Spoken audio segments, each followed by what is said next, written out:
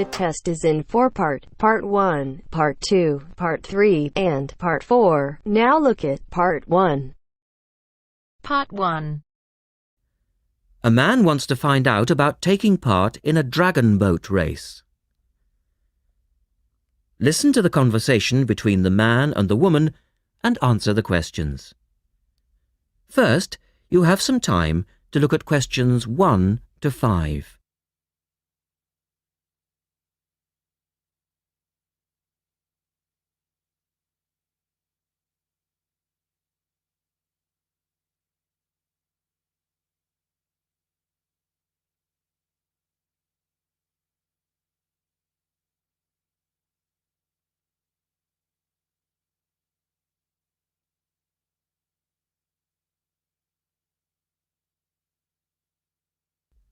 Now we shall begin. You should answer the questions as you listen because you will not hear the recording a second time. Listen carefully and answer questions 1 to 5.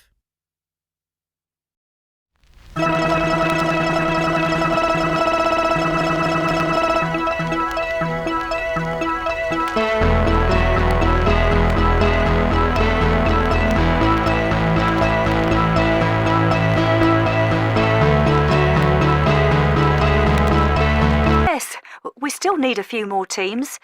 Are you interested in joining the race?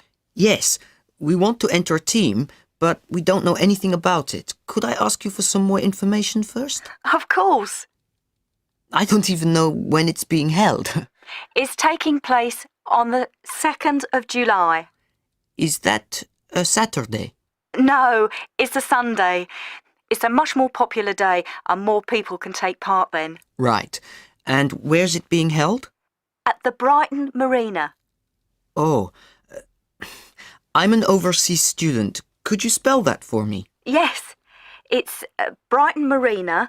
That's Marina. Do you know where it is? I'm not sure.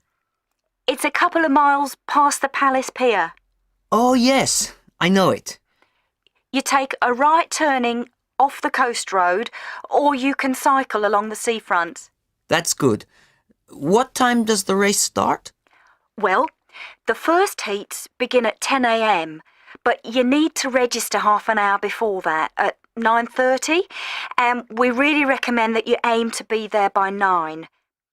It's a good idea to arrange a meeting place for your team. Right. And the race is to help raise money for charity? It is. We're asking every team member to try and raise £35 by getting friends and or relatives to sponsor them.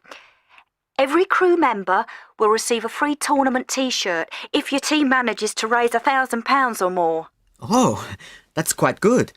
Also, we're holding a raffle. Every crew member who takes part in the race this season will be entered into a free prize draw. Oh, what's the prize? It's pretty good. It's a holiday in Hong Kong. Sounds great. The man asks for more information.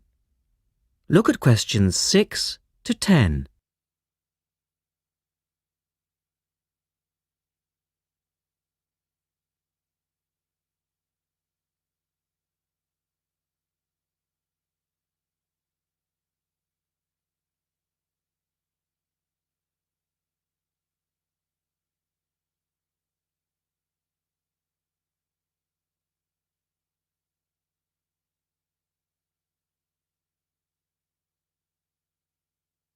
Now listen to their conversation and answer questions 6 to 10.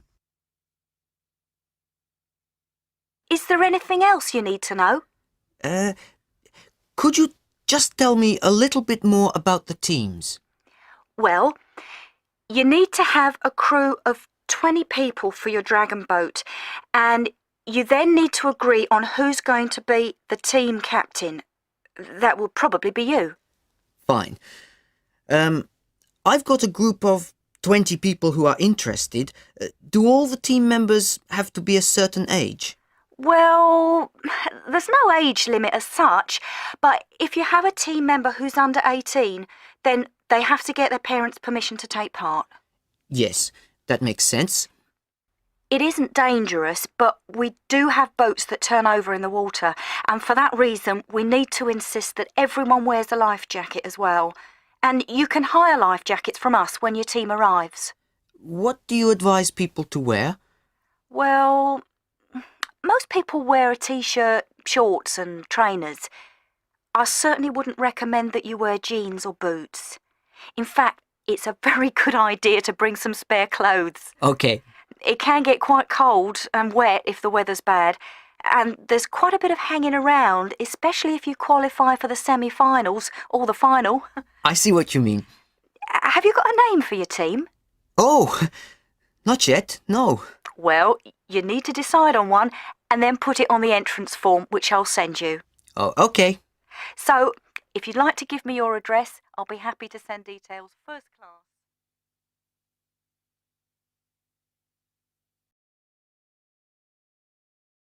That is the end of part 1. You now have half a minute to check your answers.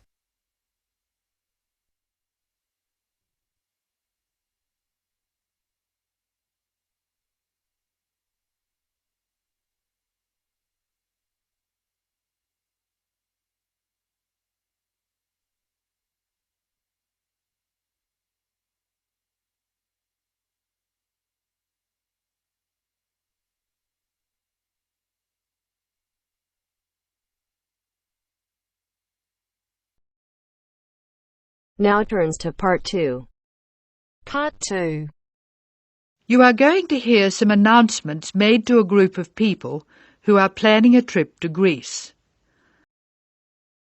First, you have some time to look at questions 11 to 15.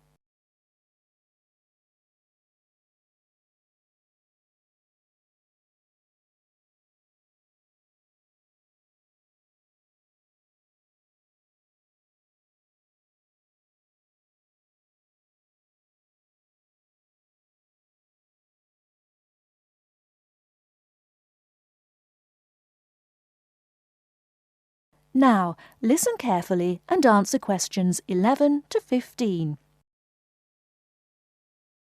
Good morning, everyone.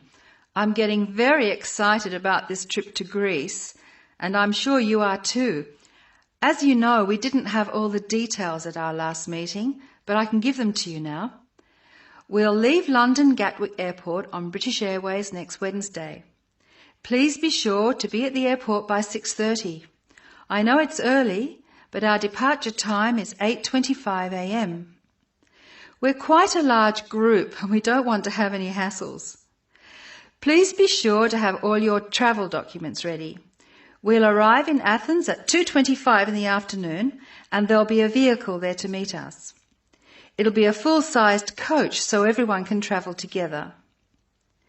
We'll spend 3 full days in our hotel in Athens, although we're only being charged for 2 nights accommodation, which is good news. The second day we'll go to the National Archaeological Museum to see the enormous collection of ancient Greek works of art, antiques, statues, a brilliant display. We'll eat out at a typical Greek restaurant on Thursday night. It's going to be a very busy time in Athens. Friday morning and afternoon we'll visit historic sites, but we have nothing planned for the rest of the day. On Saturday we're off to the islands, the Greek islands of ancient myth and modern romance. Now the big news. At first we thought we'd take the ferry, but we've been very lucky to secure a sailing boat, which is big enough for all of us. I'm really excited about this part of the trip because we'll see the islands to the best advantage and we'll be able to cruise around and sleep on board. We'll get off at different islands and for one part of the trip we'll have people playing Greek traditional music actually on board with us. Now I'll pass out a brochure with all the details. Before you hear the rest of the talk, you have some time to look at questions 16 to 20.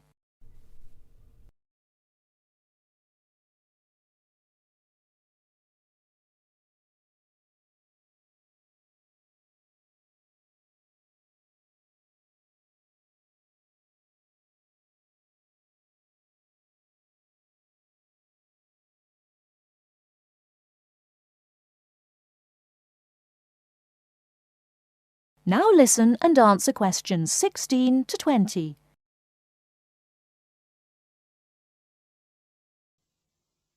A lot of work has gone into organising this tour, and I'd like to thank in particular the travel agent who got us a really good deal, and the people at the British Museum who offered us such good advice.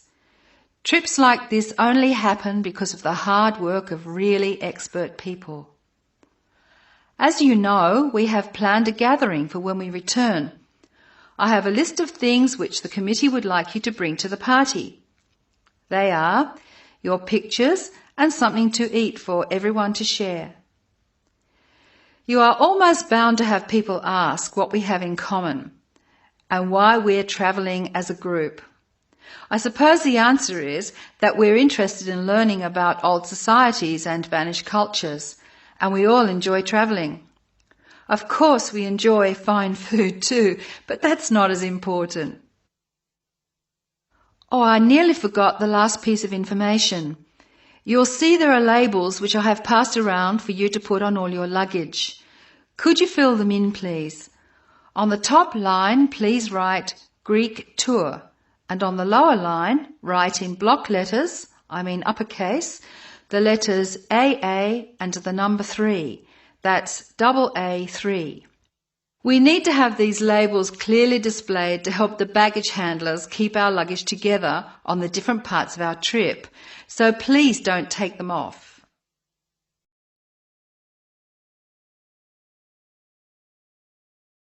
That is the end of part 2. You now have half a minute to check your answers.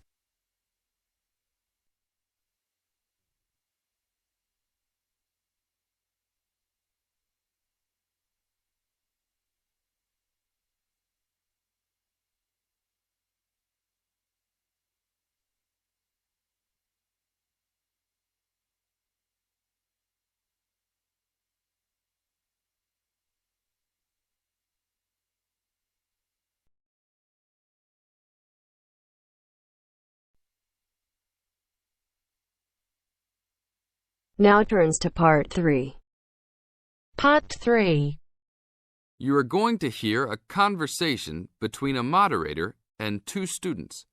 First, you have some time to look at questions 21 to 25.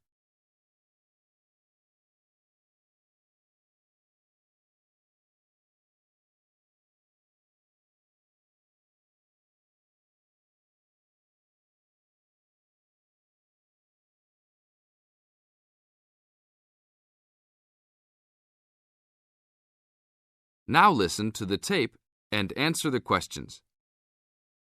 Today we will hear 2 views of the book Fast Food Nation, The Dark Side of the All-American Meal by Eric Schlosser.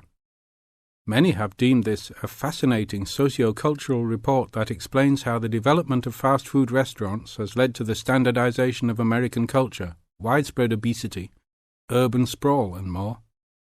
Well, I think that Schlosser's book promises a lot but delivers less than a highly hyped fast food meal. The book is not well written, and it lacks organization as it skips around in its telling of fast food horror stories. And then he spends a great deal of time on Walt Disney and bashing Disneyland. Why is that in a book about fast food? Bashing is the best word for this book. According to this book, Schlosser clearly believes that the fast food industry is responsible for every problem in America today. From the common cold, to inflation, to malls, to unruly kids, to warts. He blames it all on big business and especially the big food business. The book is written in a breathless, alarming motive that makes it sound like McDonald's and Disney are co-conspirators to take over the world and force every living child to eat greasy French fries. Give me a break. Schlosser is also very biased for the left, praising unions while ripping right-wing values and Republicans. Nixon seems to get special attention. Just having your picture made with him gets sinister prose and makes you a co-conspirator. Despite claims of research, there are numerous blatant assertions such as parents in the 80s spent more money on their children because they felt guilty about not spending time with them. How does he know that? Is all consumer spending on kids really driven by guilt? The book is a farce. Save your money to buy a Big Mac and read something else.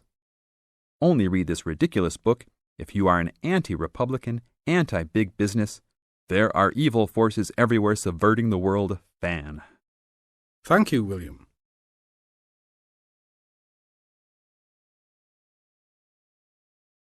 Now look at questions 26 to 30.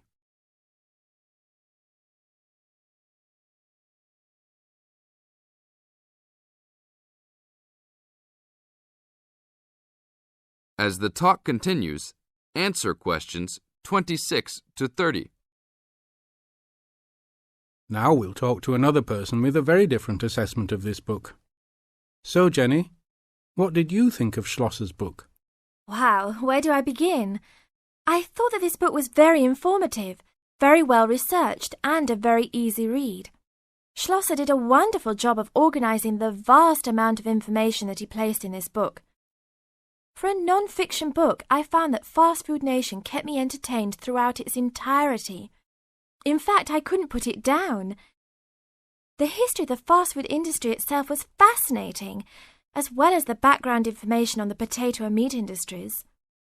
The first-hand accounts given by people who work for the fast food industry, as well as the meatpacking and potato plants, added to the reality of the points the book was trying to make. The fast food industry and all industries supported by fast food companies have some serious issues that need to be addressed by the nation. In addition, Schlosser does an excellent job of pointing out the dangers of not only working for these businesses, but eating food supplied by them.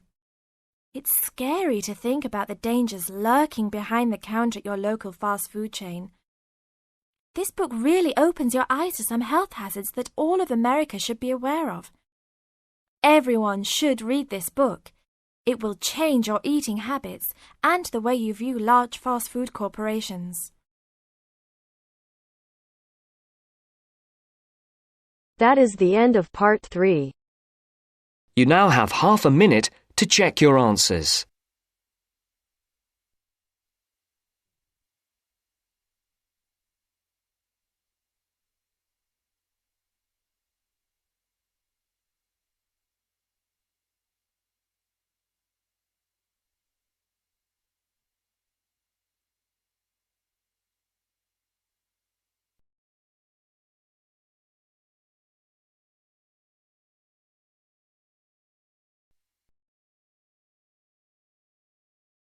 Now turns to part 4. Part 4. You will hear a lecture about the Inuit Eskimos of Alaska and Canada. First, you have some time to look at questions 31 to 40.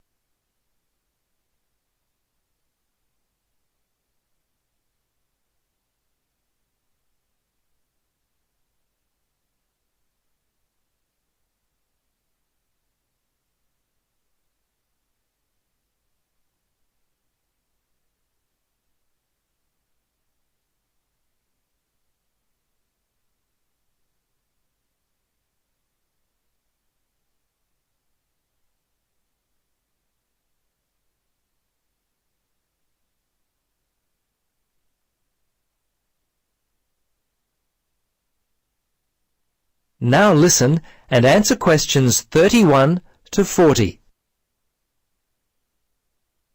Good afternoon. In our lecture today, we will continue our study of people who inhabit the northernmost regions of the world. Our focus will be on the native inhabitants of Alaska and Canada, the Inuit Eskimos. They have been called the native inhabitants, as the Inuit were the people who had most recently migrated across the gap between Alaska and Siberia. Distinctly Asian in origin, the Inuit, which is literally translated the people in their native language, developed their civilization in what is now the Bering Sea region about 1,000 years ago. Their culture spread eastward and is called the Thule culture, after the place in northern Greenland where archaeologists first discovered it. The first Europeans to meet Inuit people were Norse settlers in what is now northern Newfoundland, Canada. These settlers lived there for a short time around 1000 AD. Approximately 500 years later, beginning in the 1500s, European whalers, fishing crews, and explorers met many Inuit along the coast of Labrador. Russians and other Europeans first met Alaskan Inuit in the 1700s. 100 years later, in the mid-1800s, whalers began to hunt in the Arctic. Some Inuit were employed by whalers and traded with them during that time. Perhaps one of the most interesting aspects of the Inuit is how they were able to survive and grow in such a harsh Arctic environment. Firstly, and not surprisingly, their homes were well adapted to the freezing conditions.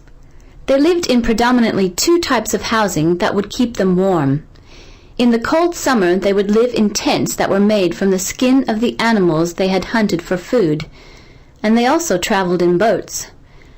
These were called umiaks by the natives. In the winter, they would live in houses made of sod, and when on hunting trips, they would commute by dog sled and build temporary houses made from ice. These igloos, which is the Inuit word for house, were uniquely made with a sharp blade carved out of walrus tusk. They would cut large blocks of hard-packed snow, about 3 meters wide, out of the ground. The blocks would then be used to build a 6-meter dome over a wide, shallow hole. Within 1 or 2 hours, an igloo up to 10 meters in length could be built. It was weatherproof and large enough to house an entire family.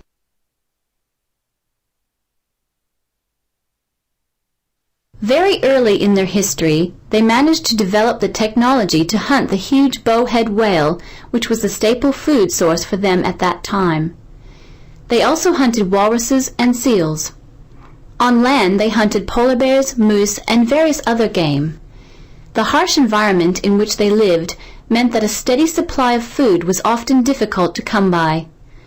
Therefore, the Inuit were a people constantly on the move, looking for food, which meant that their dwellings had to be easily built and easily dismantled. They inhabited the wide open land and, as such, moved freely around it in search of food. Today, the traditional way of life has basically ended for the Inuit. They live in wooden homes rather than in snow houses, sod houses, or tents. They wear modern clothing instead of animal skin garments. Most Inuit speak English and Russian. Some speak Danish, while fewer still continue to hold on to their cultural roots by passing on to the younger generation their native language. The kayak and umiak, their principal means of travel, have given way to the motorboat, and the snowmobile has replaced the dog team. The combined percentage of the Inuit population in Alaska and Canada stands at 63%, the latter being 29% and the former around 34%.